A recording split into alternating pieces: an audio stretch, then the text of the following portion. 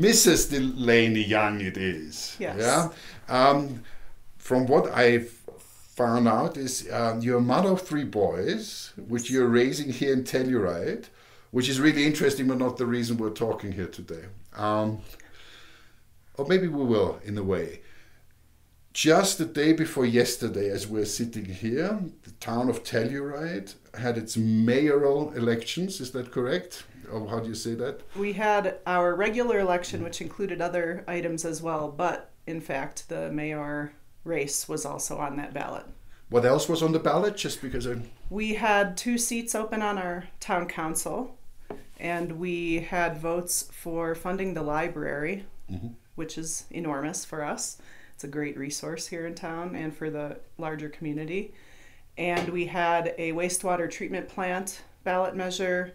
There were a couple of state measures for infrastructure, and we had our school board election as well. So important elections. Yes. You are sitting here because you won. I won. You won. You are the new mayor of Telluride. How long is the term? 4 years. Right. So things can be done in those 4 years. Before we get to me asking you, which I'm really interested in, what it is that you want to do, I wanted to ask you something. Could you please, for people who have no idea what Telluride is, introduce your town? Ooh, okay. How would you explain Telluride to an outsider? Telluride is an extremely small town. We have around 2,000 people who live here full-time year-round. It's a very small town nestled in what we call a box canyon. There's literally one way in and one way out on a main thoroughfare. It has unparalleled beauty, which I believe is what draws people here from all over the world. And the people who live here year-round, overall, we are a very tight-knit, cohesive community. And it is a struggle to live here. It's very remote. It's about 1.5 hours to the nearest city of any size for shopping or a hospital. But we choose to live here for various reasons. For me, it was the school for my children, and the beauty, and the summers are quite wonderful. Where did you originate from, if I may ask? I was born and raised in Joliet, Illinois, about 40 minutes southwest of Chicago. Okay, so that's different. Yes. It's very different. What we haven't mentioned, and our viewers can look it up, what I always find amazing coming from Austria, which is supposed to be, or which is an alpine, a mountainous country. This little town is at a height of just under 9,000 feet. Right, which makes it 2,700 meters. Thank you. Yeah, I don't know what but there are mountains that go up a little bit further here. So the Yes. highest peaks are 4,000 something meters in. Yeah. So higher than our highest mountain in Austria, just to give people a feel. I've been coming to Telluride since 1996 or 7, I can't remember really. And you said it's a very small town. It's a tight-knit community of the people who live here. One of the things that has happened to Telluride over the last 20, 30 years is that it has become it goes up and down, the most exclusive skiing resort and resort town globally. And that, of course, must be an aspect as well. How do you experience that? Are there 2 Tellurides or not? I think that's actually a good way to describe it. There are 2 Tellurides. You are fortunate to be here now, which is what we call off-season. It's quiet. The people who are here are full-time residents for the most part. Parents of children who are attending school, people who own and run businesses and have employees. Yet there is a large faction of locals who leave during this time because the other Telluride, when we are in the height of our summer and winter, and our population, in all reality, there are a couple of weekends in the summer that our population is 10 times the size of our normal population. 20,000 people will be here. And the people who live and work here work so hard that they escape during off season and go away to other places. Just to catch their breath.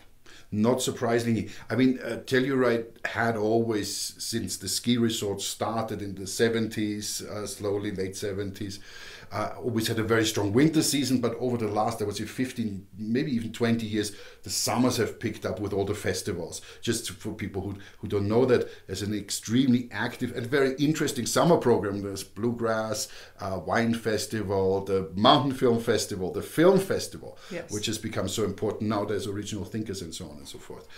I'm sure this leads to certain conflicts, but as a non-resident, that is not something I want to poke into. But what I would like to do, really liking this town so much and having many really good friends here, I would like to ask you, you've campaigned on several things, and now you will be able to put them into practice, of course, in communication with the community. What is it? 19th November. What's going to happen? How are you going to kick this off? What are you going to do? How are you going to spend the next 4 years? I currently am on town council as a regular member, and I have been doing that for the past 4 years, and I have been intimately involved with a lot of projects over those 4 years. I see this mayoral position as elevating that a little bit higher. In reality, the mayor is, for the most part, equal to the other members of council. Our vote counts the same. The difference is, the only difference really, are three things. The mayor, myself, I will set the agenda. So when issues come up, I will make sure that they are heard in front of the full council. I sign documents. If we pass an ordinance or a resolution, I do that as well. And I lead the meeting. Those are the three primary differences for the council members. Before I was elected to town council, I was the local housing programs manager for the Regional Housing Authority. I have now 13 years of knowledge base here in regards to housing for employees. That is one of our biggest challenges and one of our biggest issues. And I am very comfortable in that realm, and we will continue as a town to do our best to help provide housing in the way that we have been, which is money and infrastructure. There are other local municipalities who perhaps have land and no money, and we can come to the table with money in a partnership to help perpetuate more housing for people. We have a couple of other big issues. We have a wastewater treatment plant that is 30 years old, and we need to correct some things to accommodate federal and state regulations that we are facing in order to have the cleanest water leaving to go back into our water system. Before the interview, we were discussing how dry it is here right now, and I don't see any snow on the horizon for us in the next week to 2 weeks. 2 years ago, we had one of the worst winters of all time, and it definitely affected our economy. We are a tourist-based economy. And besides that, the town of Telluride, we are at the headwaters of this watershed. So the water that we protect here is vitally important to everyone downstream from us. Farms, animals, the outdoor economy of fishing and rafting, it all is connected. So we are the stewards of the watershed, and it's something I'm paying very close attention to. I know people that will really like to hear that, and from what I've heard, you follow through on your word. Now let's stick with that. I mean, there are other issues. I think there's the, how do you call that, Seilbahn? My God, I can't think of the English word. Well, the thing that brings people up the mountain. Gondola. The gondola. Yes. Oh my God. So there are several issues pertaining to the town, but let's stay with that. Telluride is something for me also like a laboratory. It's a unique place, but it also has equivalent places around the world, places in the mountains. The dryness that we've spoken about, that we believe is an aspect of climate change and is not something that is going to go away in our lifetime. and the lifetime of our kids, and the effect certainly will go beyond that. Now, let me ask you, what are your thoughts on Telluride within that? I mean, it's the water, but it's not only the water. How do you think about it, and how do you see the town? Because if it has such an impact, which I also believe it does, then the economy, which is so heavily based on tourism, well, it will have to think a bit, you know? Yes, agreed. One of the other things I've been doing the last 4 years while I'm on council is I also am a member of environmental coalitions. I served on the Eco Action Partners for a couple of years, and I have continually served on the Ecology Commission.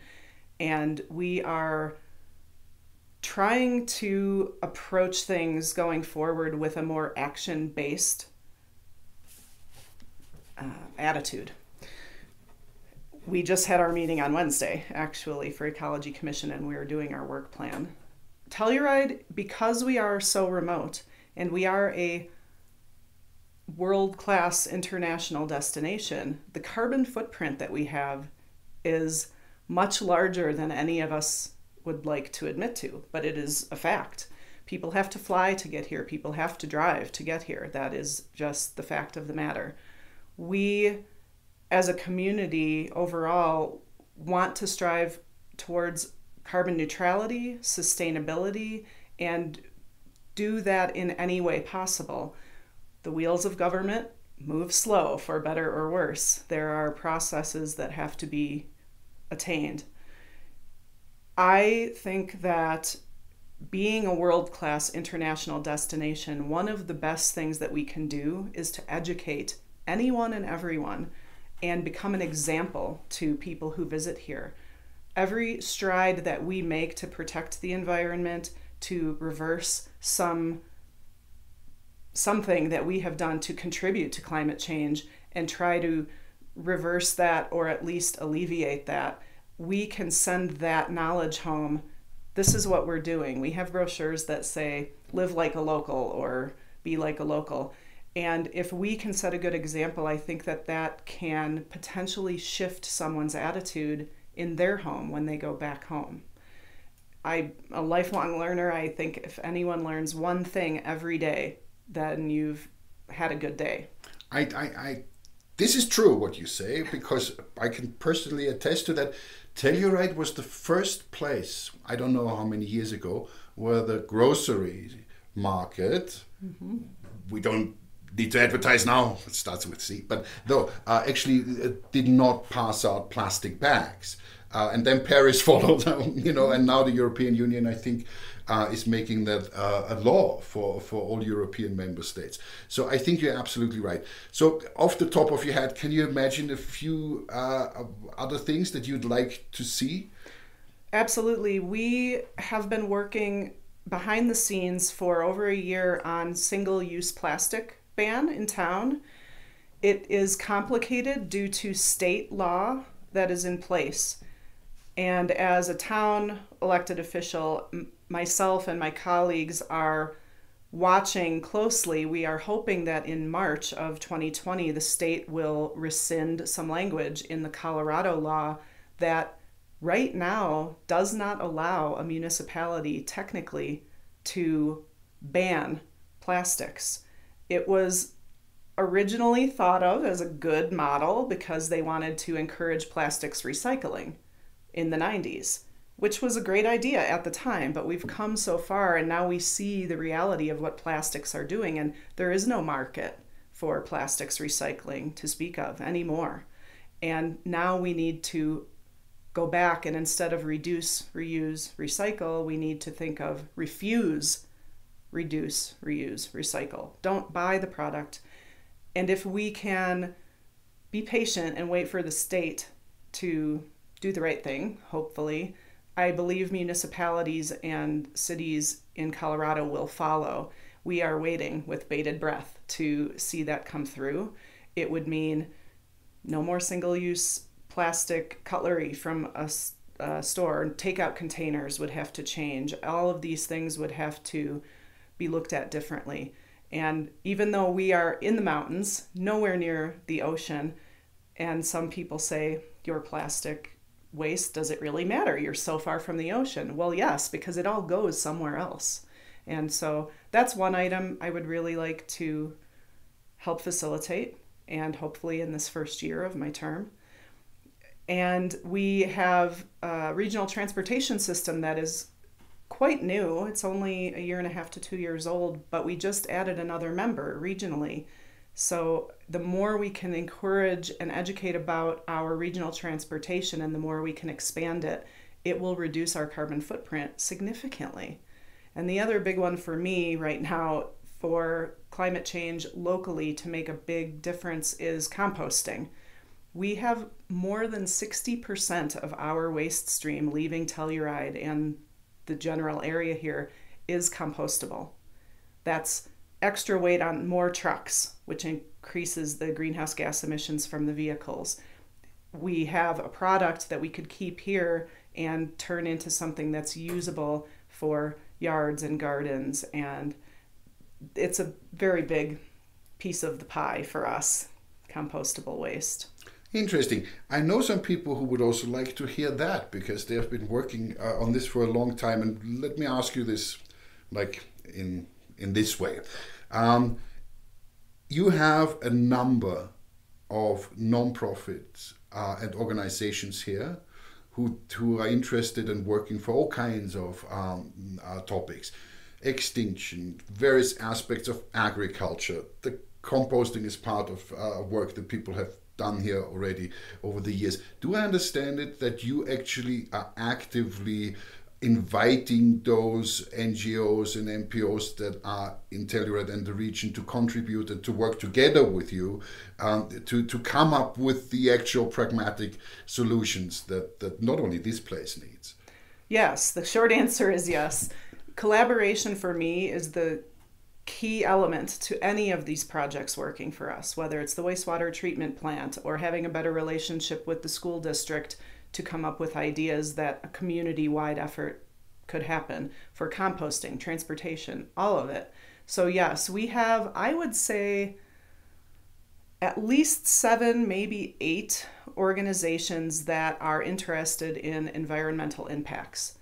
And at our meeting just a couple of days ago, we talked about that fact and the need to collaborate in a stronger way so that it becomes not competitive, but collaborative.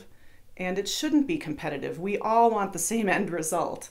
And we have the group Eco Action Partners that I mentioned earlier has done a lot of work on helping green the neighborhood. They help with green business certification, and we have a green lights program so that residents can buy LED lights and retrofit their entire house. And it's a small step, but in the end, if enough people do it, it's a large step. So yes, collaboration with these groups is imperative. So private-public partnerships, and anyone who's got anything to contribute is welcome to come to you and say, hey, I've got an idea, and yeah, thank you. Let's shift gear a little and kind of leave Telluride a little bit. I wanted to ask you, looking at your biography and the things that you've done and the people are saying about you around town, what motivated you to go into politics? I mean, you have 3 kids, you have other things that you were doing. It's a very demanding job. It takes a lot of time and energy and nerves. What drives you to serve the community in such a way? To go back quite far, I believe that my father was my first influence. He was involved in the community always when I was a child. He served on the village board, he served on the school board, he would volunteer at events in the community. So I grew up watching my father do that, and we were very close, and it was an inspiration. And from a very young age, I wanted to help people. And at my core, I'm a public servant. That's what I do. I want to look after people. I think my most important job I've ever had has been being a mother. I think it had taught me also, being a mother, how important it is that everyone needs help, everyone needs compassion, because it isn't just about us. We're all connected. And everything has a ripple effect. So if the family down the street is having a hard time and no one is doing anything about it, it actually affects my family. So I had a situation where I had my job and then I had a shift in career, and it was very sudden. And someone approached me at the park and said, "Why aren't you running for town council? You no longer have a conflict at your other job. Why don't you do this?" And as I said, I'm a lifelong learner. I love knowledge. I love learning new things. And this last 4 years, I have learned more than I ever thought I could at a career. It's always something new. I never thought I would know so much about a wastewater treatment plant, a sewage plant. And it's very interesting. And it is hard work. It's a lot of reading. It's a lot of extra research. I was a librarian before I moved to Telluride, and I love research and knowledge, as I've said several times. I also am very fortunate in that my children, I have 3 sons, have always been very supportive of me as a single mother. It's reciprocity in my household. And because we live in such a small town and you can walk anywhere and we are very insulated, and overall we're very safe here. And I felt comfortable knowing that I could take this on and always know where my kids were. And that helps. It really does take a village to raise a child.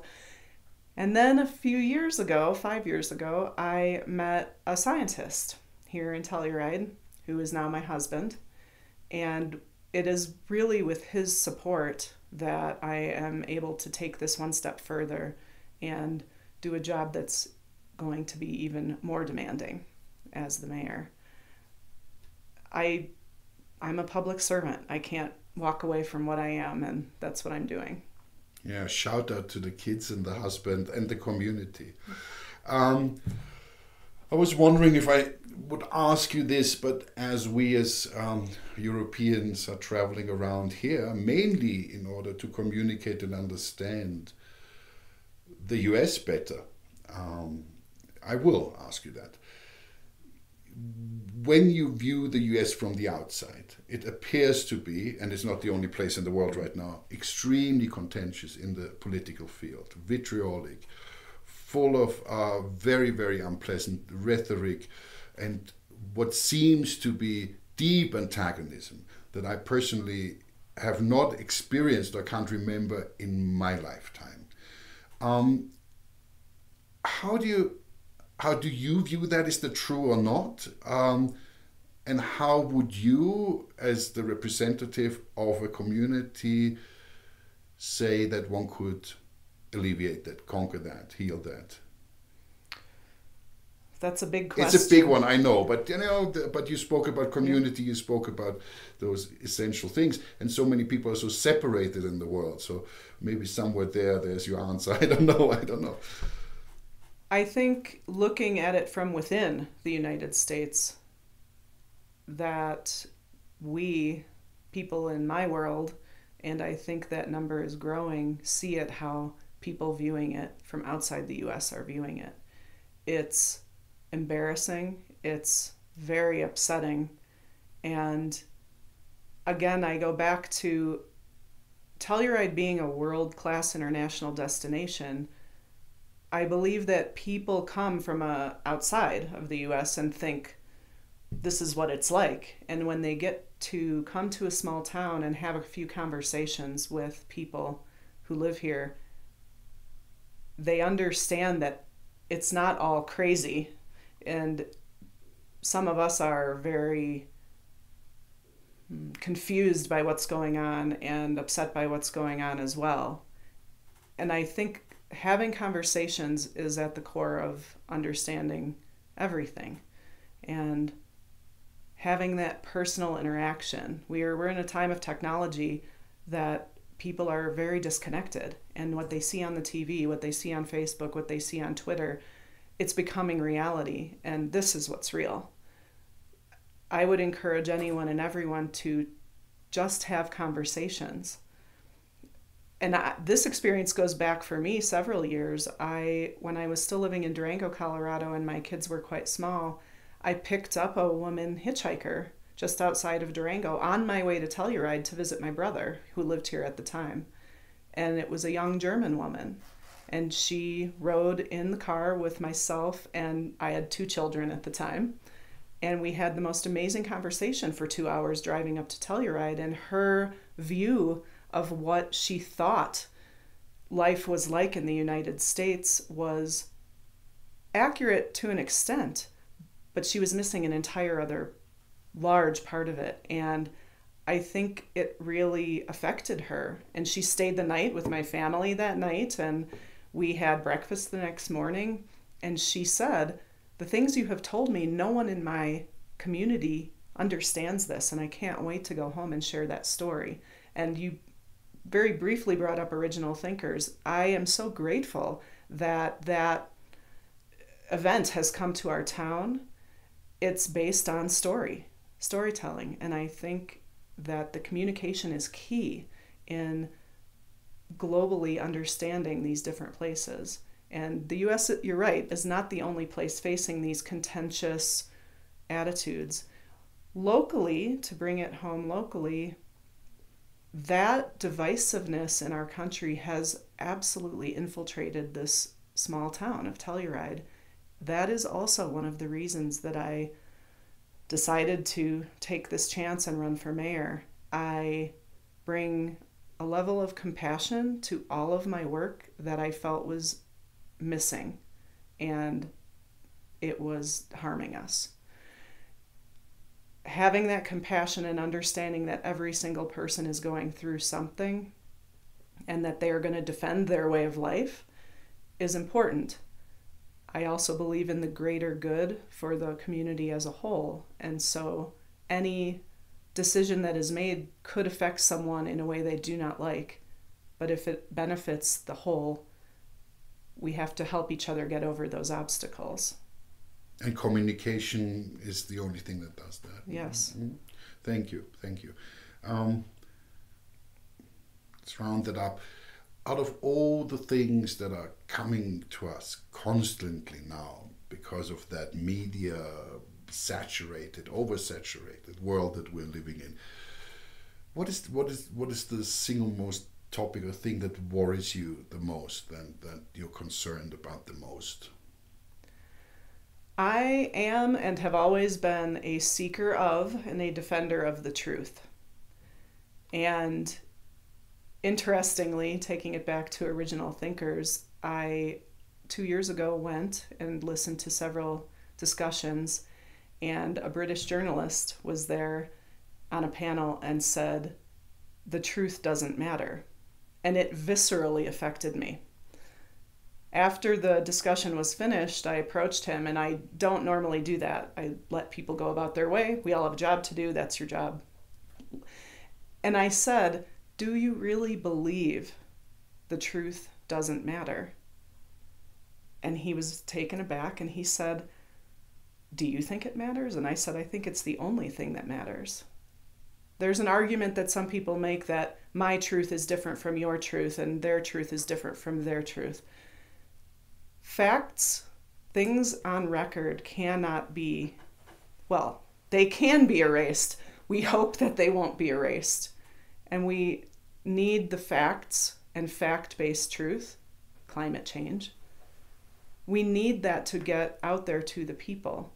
And I think this media deluge that we are drowning in has so much misinformation and lacks truth in so many instances.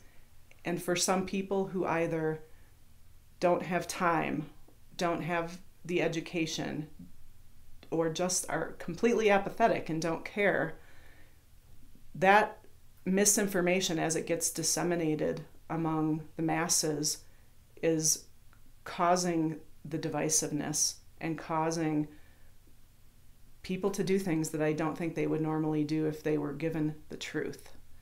And that is my biggest concern with this media deluge, is people are hearing things that are completely incorrect, and they're basing their opinions and their choices on those things, and it is effectually propagating hatred, intolerance, and those are things that we just have to put a stop to. Given that, coming to the US as a European, one of the things, and that still is the case, there's always seems to be some hope, some thrive forward. The horizon is extending. You know, we're still going, aren't we? We're still going. So given what you've just said, which I think is true, what makes you hopeful? Actually, being elected makes me hopeful. I am still in a little bit of shock. I thought the race would be much closer, and there was quite a large margin, and it gives me hope that people in this community are listening, and they are communicating with each other, and they care about the truth. My whole campaign was fact-based. I took the high road. I didn't make personal attacks. I don't believe in any of that. I'm not a politician. I'm an elected official, and I think there is a distinct difference, especially in this country. And it gives me hope that the people in my community are paying attention, and I think that they will happily spread that word through people they meet. And it's been happening in other places in this country. November 5th was a big night for the United States. There were a lot of elections that made a difference. And I'm hopeful that people will continue to listen to each other and talk to each other. So let me just repeat that. So you're not hopeful because you as an individual, as DeLanie Young have won, but that what you worked on, that what you tried to communicate, the content, and that you see yourself as not a politician for the politicking sake, but for being a servant to the community and fulfilling your role in that because you happen to have a talent for it as well. Yes. Good. Good luck. I wish you all the best. Thank you so much. And we'll stay in conversation. Thank you. Yeah, thank you.